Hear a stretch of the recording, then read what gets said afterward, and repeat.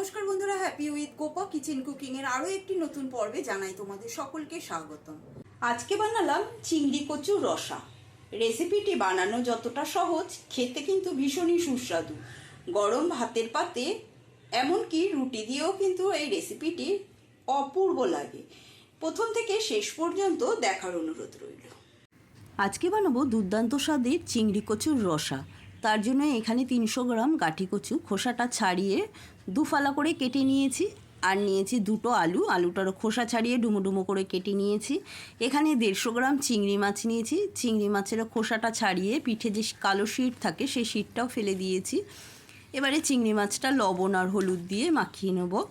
লবণ হলুদ দিয়ে ভালো করে মাখিয়ে নিতে হবে চিংড়ি মাছ।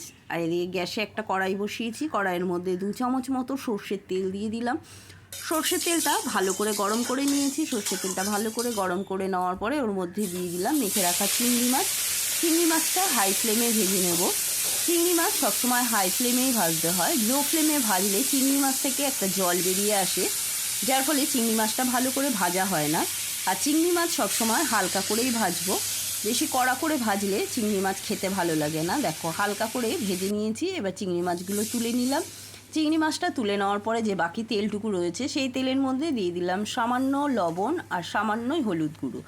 লবণ আর হলুদ দেওয়ার পরে ওই তেলের মধ্যে গাঠি কচুগুলো দিয়ে গাঠি কচুগুলো ভেজে নেব। গাঠি কচুগুলো বেশি ভাজার দরকার নেই, হালকা করে ভেজে তুলে নেব। হালকা করে গাঠি কচুগুলো ভাজা হয়ে গেছে, এবার গাঠি কচুগুলো তুলে নিচ্ছি। আর যে সামান্য তেল রয়েছে ওই তেলের মধ্যেই দিয়ে দিলাম ডুমো ডুমো করে কেটে রাখা আলু। আমি এই রান্নাটায় বেশি তেলের ব্যবহার করছি না, খুবই অল্প তেলেই রান্নাটা করব। আলুটা ভাজা বসিয়ে এদিকে মশলা বানিয়ে নেব। মিক্সার জারের মধ্যে 2টো পেঁয়াজ কুচি করে কেটে নিয়েছি, পেঁয়াজ কুচিটা দিয়ে দিলাম। দিয়ে দিচ্ছি 1/2 ইঞ্চি আদা, আর দিয়ে দেবো 3 কোয়া রসুন। 3 কোয়া রসুন দেওয়ার পরে দিয়ে দিচ্ছি এর মধ্যে আমি 5-6টা কাঁচা লঙ্কা। ঝালের পরিমাণটা নিজেরা বুঝে ব্যবহার করবে, তবে কচুতে একটু ঝাল ঝাল খেতেই বেশি ভালো লাগে। দিয়ে দেবো এর মধ্যে 1/2 চামচ পোস্ত দানা, আর দিচ্ছি 1/2 চামচ জিরের গুঁড়ো। সমস্ত কিছু দিয়ে এবারে মিক্সির মধ্যে একটা পেস্ট বানিয়ে নেবো। এর মধ্যে কিন্তু আমি কোনো জলের ব্যবহার করিনি। পেঁয়াজ পেস্ট করলেই যে জল বেরোয় সেই জলেই কিন্তু সমস্ত মশলাটাই পেস্ট হয়ে গেছে। এবারে মশলার পেস্টটা আমি একটা প্লেটে নামিয়ে নিচ্ছি।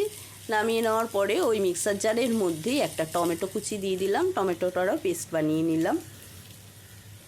এদিকে কড়াইতে আলুটা ভাজা বসিয়েছিলাম, আলুটাও লাল লাল করে ভাজা হয়ে গেছে। আলু ভাজাটাও তুলে নিচ্ছি।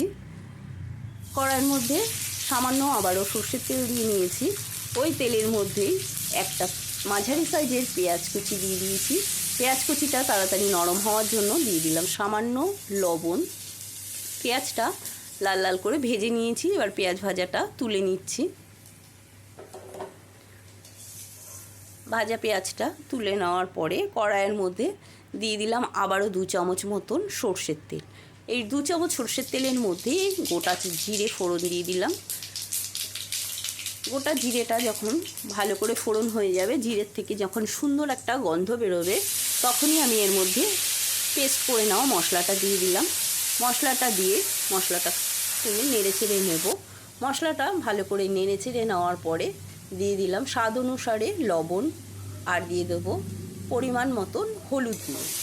লবণ আর হলুদ দিয়ে একটু নেড়ে চেড়ে নিয়ে এবারে দিয়ে দিচ্ছি টমেটোর পেস্ট।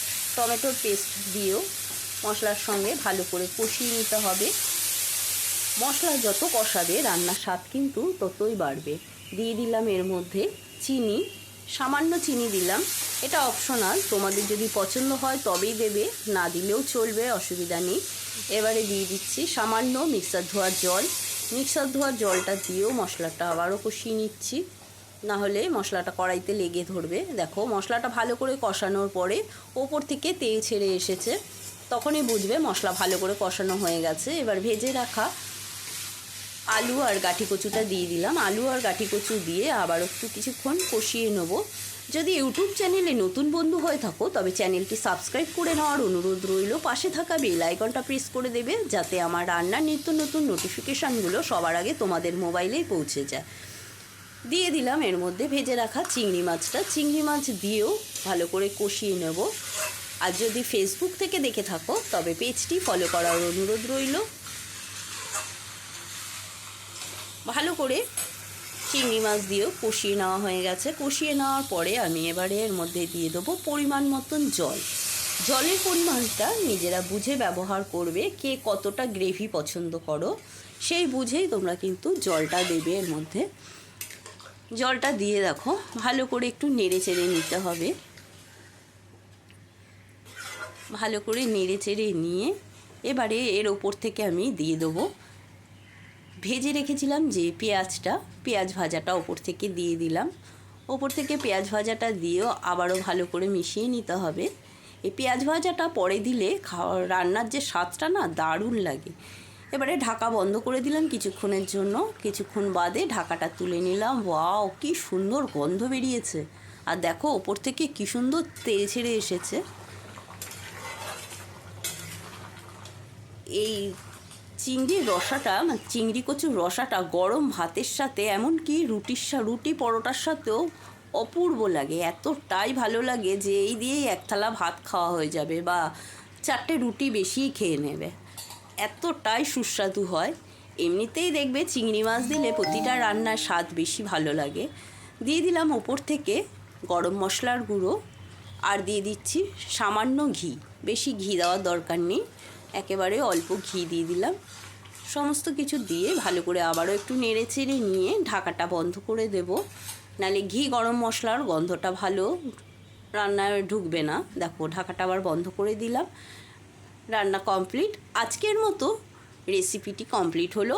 আশা করি রেসিপিটি তোমাদের সকলেরই ভালো লেগেছে। ভালো লাগলে একটা লাইক দিয়ে দেবে, প্রত্যেকবারের মতন কমেন্ট করে জানাবে। আজকের মতন এই পর্যন্ত। সুস্থ থাকবে, ভালো থাকবে, ধন্যবাদ। এবারে টেস্ট করে একটু দেখা যাক। একটা চিংড়ি মাছই টেস্ট করি প্রথম।